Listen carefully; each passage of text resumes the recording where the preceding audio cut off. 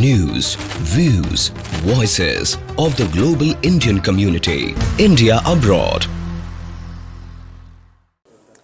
I think because when people first came to this country from India, like my father, we came here for economic opportunity.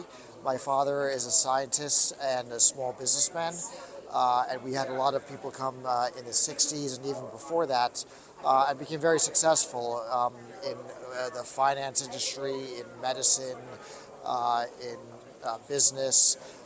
But we're reaching a new phase where second generation Indian Americans really see the value of being involved in the public sector, seeing the community in a broader way, not just the Indian community, but our community as Americans, and really integrating in a way that keeps us proud of our heritage, keeps us remembering who we are as Indians, but also being proud to be Americans and really being a part of the American society. And an important part of that is being involved in the public sector. An important part of being involved in the public sector is running for elected office. Yeah, so this would be a great honor. Dalip Singh's song, Congressman's song, broke barriers. He was not just the first Sikh member of Congress, but he was the first Asian American member of Congress, the first Indian American member of Congress. So, it's been 61 years since Dalip Singh's song has served in Congress. So to be the second Sikh American to serve in the U.S. Congress would be a part of history. It would be historical, and it would really hopefully give other younger South Asians and Indian Americans and Sikh Americans some hope and inspiration and encouragement that if I can do it, then they can also be involved in the American life and also be proud of who they are and where they came from as well. Hoboken and the 8th Congressional District is really a district of working families, so we're making sure that everyone has equal rights, equal access to a living wage, access to a safe middle class. Public safety is a huge issue, access to housing opportunities, affordable housing, making sure healthcare as a human right is accessible to all, and making sure that we protect our earth, our climate, and taking action when it comes to climate change as well. So those are just a few of the issues that we're running upon. Of course, infrastructure and modernizing our infrastructure as well is a huge priority in the district. We would look into committees that involve economic opportunity, to bring money back into the district, to make sure that the federal minimum wage, which is only $7.25, changes, because that is not enough to raise a family, to pay for college. So any committees that speak to issues like student loan debt, that speak to mass transit, that speak to infrastructure, those are the committees that affect the 8th Congressional District the most, and those are the committees that I would seek to serve on as a member of Congress. Absolutely. That the economy is so important, and making sure that this district, which includes a large portion of Asian and Indian Americans, are uplifted economically. They've done a great job, especially after the pandemic, with the American Rescue Plan, the Infrastructure Act, and then the Inflation Reduction Act. Those are three major appropriations of federal funding that have improved communities in real tangible ways and are history making in terms of billions of dollars in investment in bridges, roads, infrastructure, in climate action, in pressing issues at this time. So the Biden administration has done a lot to move the needle, to make people's lives better, and we want to see that continue in the years to come.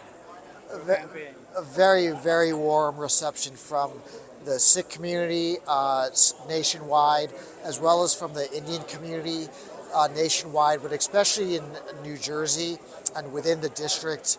There's a large Indian community in Jersey City. There's a large Gujarati community in Jersey City. There's a large Punjabi community in Jersey City. So we've had the pleasure of visiting some of the mandirs in the Hindu community, the gurdwaras in the Sikh community, and we're going to be visiting some of the mosques in the Muslim community as well. I understand that because as a minority, both in America and Sikhs being a minority in India, um, there has to be in any democracy checks and balances to make sure that the rights of minorities are protected. So I am very cognizant of the fact that Sikhs are a minority in India, and India as a secular democracy must protect the rights of all people to live up to the Constitution of India.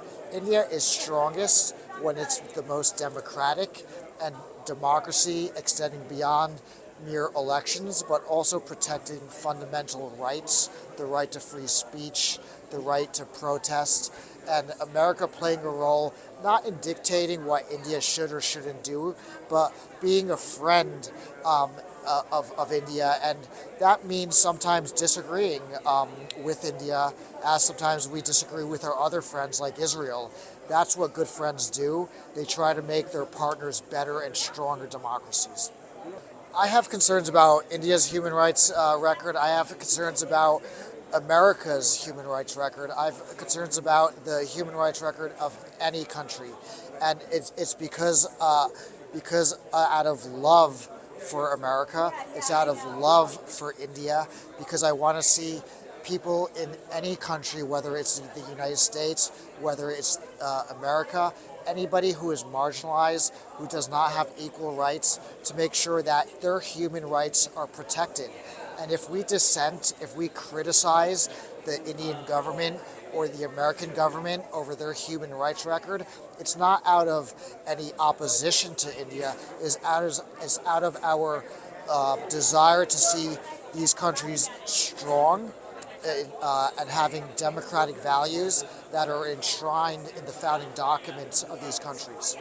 I think it should be a strong relationship because there is a lot of economic opportunity and connectivity. You see a lot of companies that are based in the U.S. that are startups by Indian Americans that have relationships and bases with that are present within India. So strengthening those economic ties is very important, and making sure that that both countries help each other. That does not mean that we'll always agree. That might mean sometimes we are not always on the same page, but that's okay, because that's what friends are. They agree sometimes, they disagree sometimes, but it's all for the right purpose, and it's all well-intentioned. Sure, I was born and raised in New Jersey, but my father was born in Anandpur Sahib. He was raised in Lahore. After partition, they came to Jabalpur. My mother was originally from Rawalpindi, but their family settled in Indore in Madhya Pradesh. And my father, I'm sorry, he was raised in Kanpur, not Jabalpur, but he went to college in Jabalpur. They have most of their family now in Anandpur Sahib, Indore, some family in Bhopal, some family in Mumbai, and then of course as Sikhs we have a family in New Delhi as well. It's modernizing, it's advancing. I'm anxious to go there just to see how much has changed from the last time I've been there. But the more we can uplift and help each other, we're one community, whether we live in the U.S. or in India. So we have to keep on communicating and have those difficult conversations when they occur, because at the end of the day, we're all in it together, and we're one people, we're one humanity. What Sikhism teaches us is that we pray for the blessing and the benefit of all of humanity, no matter who you are, Muslim, Hindu, Sikh, Christian, Jewish. We pray for the welfare of all humankind.